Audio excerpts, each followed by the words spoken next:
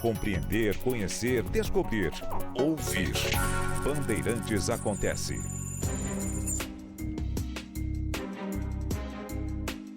Está marcada para amanhã uma conversa por videoconferência entre Vladimir Putin, presidente da Rússia, e Joe Biden, presidente dos Estados Unidos. Há vários assuntos a serem tratados, mas, obviamente, o principal assunto neste momento é a Ucrânia. Em algum momento, nas últimas semanas, chegou ao Joe Biden uma informação dos espiões dos Estados Unidos, que eles chamam de inteligência, né? E a cúpula dos serviços de inteligência, de espionagem, a cúpula avisou, recebeu a informação do campo, de quem trabalha no campo, e avisou o Biden. Olha, o Putin mobilizou 175 mil soldados para que invadam a Ucrânia no final de janeiro próximo, mês que vem, final do mês que vem, janeiro de 2022, no final, está prevista, segundo a espionagem americana, uma invasão do território ucraniano por centenas de milhares de soldados russos. Eles falaram em 175 mil. E a informação, claro, quando interessa que ela fique restrita ao poder, ela fica restrita ao poder. Dificilmente é um vazamento. Então a espionagem diariamente manda documentos, análises, fotos para o Departamento de Estado, o Departamento de Defesa e, quando é muito importante, vai para o presidente dos Estados Unidos. Quando interessa, eles dão um jeito de que essa informação chegue à imprensa. E eles queriam que chegasse à imprensa, tanto que imediatamente o Biden declarou publicamente que estão sobre a mesa, como eles gostam de dizer, várias opções de sanções contra a Rússia, caso haja invasão do território ucraniano. E a coisa é muito séria. É óbvio que o Putin, imagina, né? Ele, a cúpula militar e a cúpula civil do governo, todos eles sabem que quando eles fazem uma mobilização muito grande, e neste momento não estão 175 mil, mas 95 mil, arredondando aqui, estão em território russo, na fronteira com a Ucrânia. 95 mil soldados. E a inteligência americana falou em 175 mil sendo preparados para uma invasão.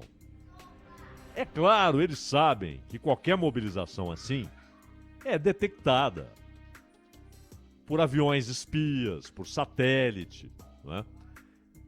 Por gente que está em campo, gente que trabalha na embaixada dos Estados Unidos em Moscou ou em consulados em pontos estratégicos, geralmente colocados ali como adidos, né? Adido cultural.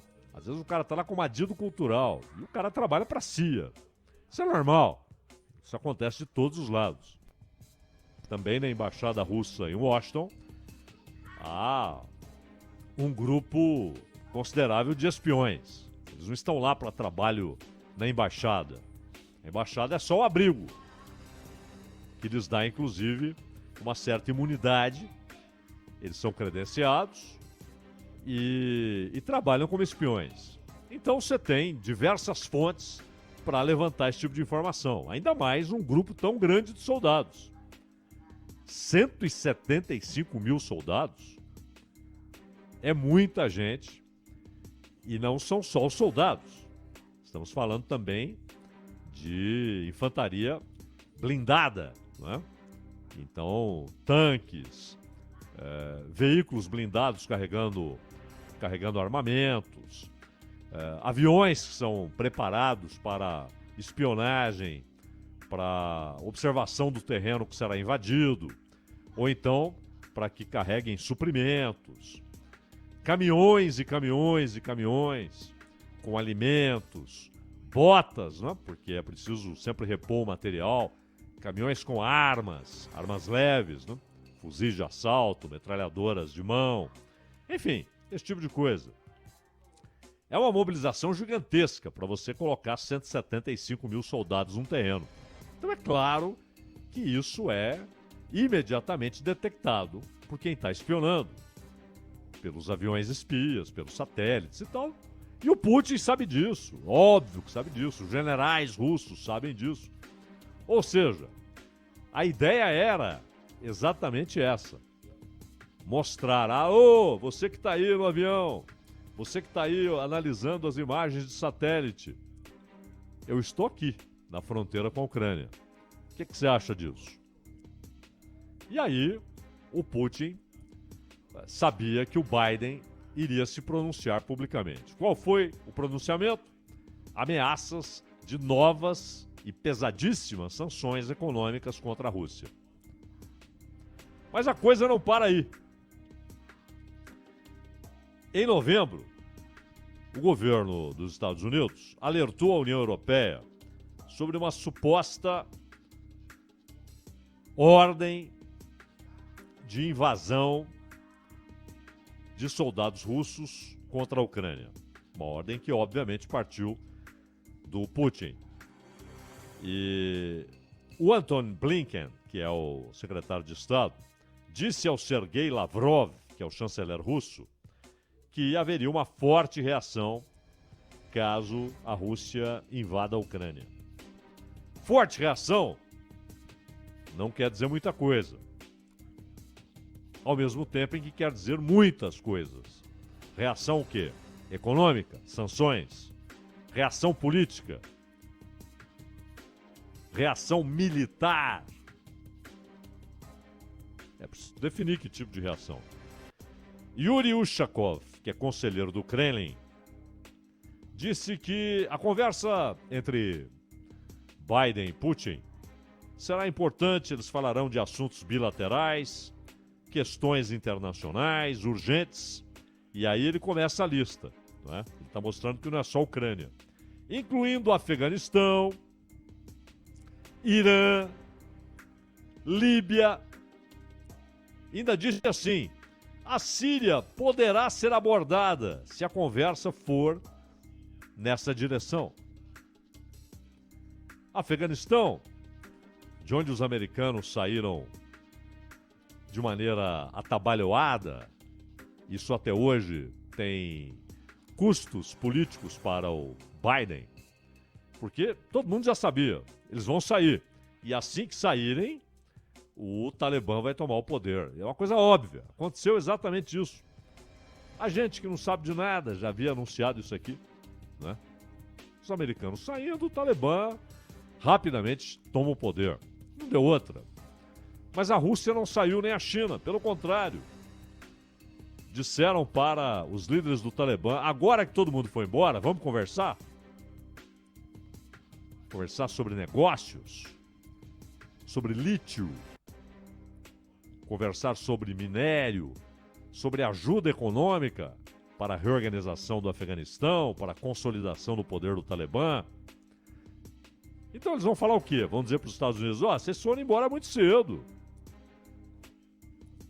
Muito cedo, saíram correndo. Nós ficamos. Então agora, para falar de Afeganistão, conversem conosco também, porque nós ficamos. Irã.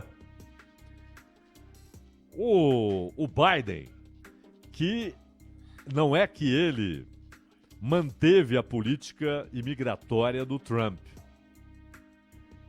Ele apertou o cerco. Ele apertou o nó. Ele radicalizou uma política hostil a imigrantes. Então o Biden, ele decidiu, inclusive tendo de ouvir reclamações de muitos democratas, né? Mas ele manteve grande parte da política do Trump em relação à imigração. Então ele precisava dar sinais de que alguma coisa mudaria. ele manteve o acordo com o Talibã, ele apertou a política migratória, precisava mudar alguma coisa. O que ele fez? Voltaremos a conversar com o Irã. Só que, meses depois, qual é a conclusão da Casa Branca? O Irã está pisando no acelerador nas suas pesquisas nucleares. O Irã consegue colocar uma ogiva nuclear em um míssil em semanas. E, na verdade, quer apenas o fim das sanções econômicas. Mas não abrirá mão de um programa que tem décadas. A Europa fica naquela. Não, nós não saímos do acordo, mas também não aceitamos que o Irã desenvolva. O Irã fala, escuta, Europa, a Europa sozinha não significa nada. Ou os Estados Unidos voltam ao acordo ou não há acordo. A Europa sozinha não nos garante nada. Empresas europeias, inclusive, não investirão no Irã com medo de sanções dos Estados Unidos. E quem está no Irã, quem tem relações amistosíssimas com o Irã? A Rússia. Apesar de algumas tensões paralelas no território sírio. Síria. Quem manteve Bashar Assad no poder? Putin. O Trump, vergonhosamente, traiu os curdos, deixou os curdos à mercê de ataques da Turquia, não reconheceu na prática, só em palavras, mas na prática não, a importância dos curdos, importância vital para a derrota do Estado Islâmico. Mas o Trump saiu. Quem ficou? A Rússia, que tutela Assad, que tem acordos com o Irã, com Israel, com a Arábia Saudita, com os Emirados Árabes, com a Turquia, que faz parte da OTAN. Então, qualquer desses assuntos aqui é um sossego para o Putin, porque ele está no terreno. Ele tem condições que ele conseguiu estabelecer que os Estados Unidos perderam por incompetência, por confusão política, por divisões internas. Eles estão lá sossegados, não é? Mas há uma questão chave: a Ucrânia. Esse é o ponto, esse é o tema. Segundo o conselheiro de Putin, o senhor Yuri Ushakov, a implementação da ideia de realizar uma cúpula dos membros permanentes do Conselho de Segurança da ONU será certamente abordada. Essas são aquelas coisas típicas, né, do Biden. Vamos fazer uma cúpula com todos os países que têm assento permanente no Conselho de Segurança. Tá certo? Então vai o Macron, vai o Boris Johnson, vai o Xi Jinping, o Putin e o Biden. Os 5 que têm assento permanente, correto? França, Reino Unido, China, Rússia e Estados Unidos. Não adianta. Qualquer um deles veta o que não lhe interessa. E se um vetar, vetado está. E hoje China e Rússia trabalham em conjunto, né? Conseguiram, pelo menos botaram temporariamente para escanteio a desconfiança mútua histórica entre China e Rússia.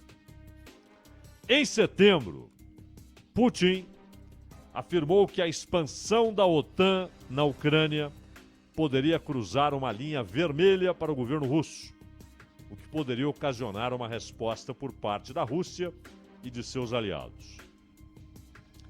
Trata-se de um assunto muito antigo. Tanto é que é o assessor do Putin, não é o Putin. Tanto a União Soviética como a Rússia receberam garantias verbais de que as estruturas militares da OTAN não avançariam para o leste. Contudo, verificou-se que essas garantias verbais não valiam nada, embora essas declarações fossem documentadas de alguma forma e existem registros das conversações correspondentes. Aliás, o Oliver Stone, cineasta,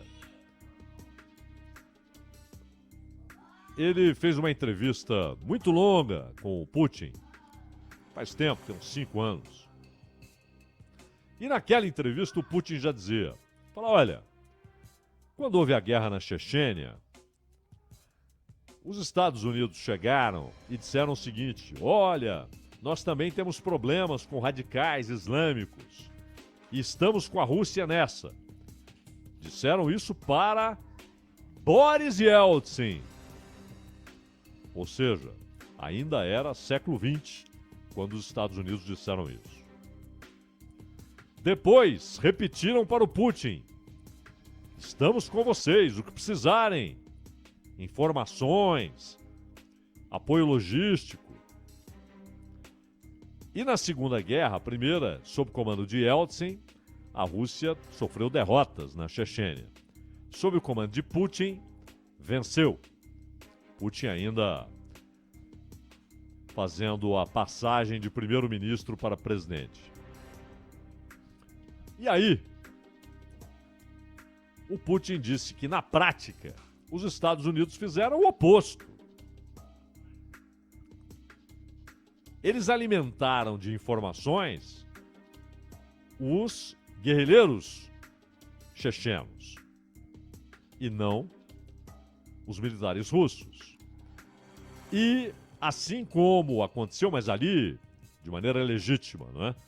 Na defesa do Afeganistão, os Estados Unidos deram armas potentes para os guerrilheiros muçulmanos de várias partes do mundo que foram defender o Afeganistão contra a invasão soviética, inclusive aqueles Stingers, né, de operação solo, né, o sujeito coloca no ombro ali e derruba uma aeronave com facilidade. Então, mas ali de forma legítima. Na Chechênia era, na prática, uma ação que desdizia o que havia sido afirmado pelos Estados Unidos. Então, no caso da Ucrânia, há inclusive uma conversa tensa registrada entre os chefes de diplomacia dos Estados Unidos e da Rússia. Eles conversaram antes, Antony Blinken e Sergei Lavrov. E acontece que eles tiveram um encontro tenso na quinta-feira, com advertências e ameaças a respeito da situação na Ucrânia, advertências mútuas. Blinken disse o seguinte: estamos profundamente preocupados com os planos da Rússia de iniciar uma nova agressão contra a Ucrânia. Ele retomou o tom adotado um dia antes, numa reunião da OTAN em Riga, na Letônia, quando expressou preocupação sobre evidências de que a Rússia tem planos de lançar ações agressivas contra a Ucrânia, invadir a Ucrânia. E alertou que se a Rússia continuar no caminho do confronto, sofrerá graves consequências. Quais? Afirmou que estava disposto a facilitar a implementação dos acordos de Minsk, firmados depois que a Rússia retomou a Crimeia. Que a Crimeia, vale notar, era uma disputa antiga, até o início dos anos 50 do século XX, estava tudo em casa, União Soviética, mas aí houve uma formalização. Quando Khrushchev, depois da morte do Stalin morreu em 53, o Khrushchev presenteou a Ucrânia com a Crimeia. Mas sempre houve na Rússia o discurso silencioso em relação à imprensa, em relação a outros países, mas ali internamente o discurso forte de que a Crimeia é russa e precisa voltar aos braços russos. E Putin fez isso. Até porque já era um momento de tensões entre Rússia e Ucrânia, com a Ucrânia naquele movimento pendular. Governo pró-Rússia, governo pró-Ocidente. Governo pró-Rússia, governo pró-Ocidente.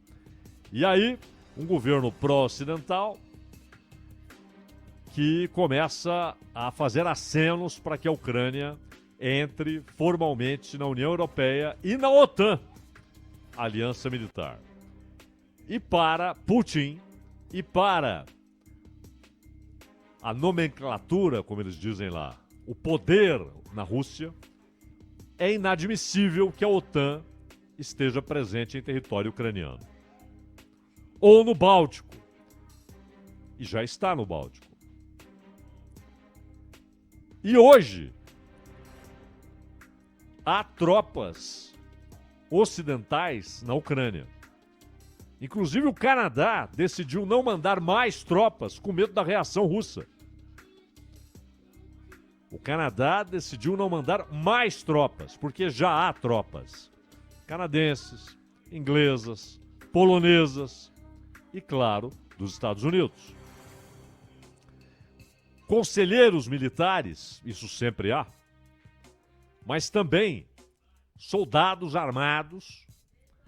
E o governo da Ucrânia quer, inclusive, que esses soldados armados do Ocidente se desloquem para a região de Donbass, onde há um movimento de ucranianos de origem russa, que falam russo e que querem a secessão, querem sair da Ucrânia.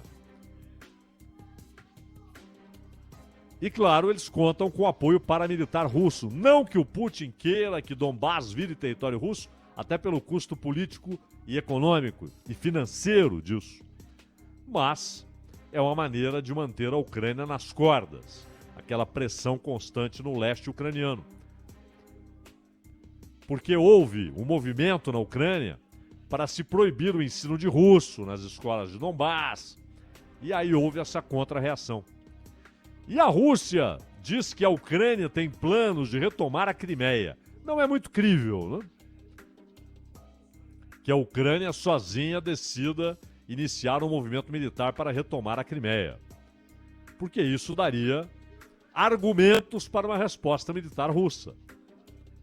E os russos, se quiserem, vão parar em Kiev. Se for uma resposta militar para valer, eles vão parar em Kiev. Quem pode deter uma resposta dessas? A OTAN. Então, há um movimento na Ucrânia para envolver a OTAN, por isso ela quer que soldados do Ocidente participem das ações militares em Donbass, no leste da Ucrânia, fronteira com a Rússia, porque querem o envolvimento da OTAN, sem que a Ucrânia seja parte da OTAN. Mas há a promessa da OTAN de protegê-la. Será? A OTAN está disposta a um confronto militar, ainda que contido, né, de ambas as partes, com a Rússia? E esse movimento contido, ou envolvimento contido, ou guerra restrita, alguém pode garantir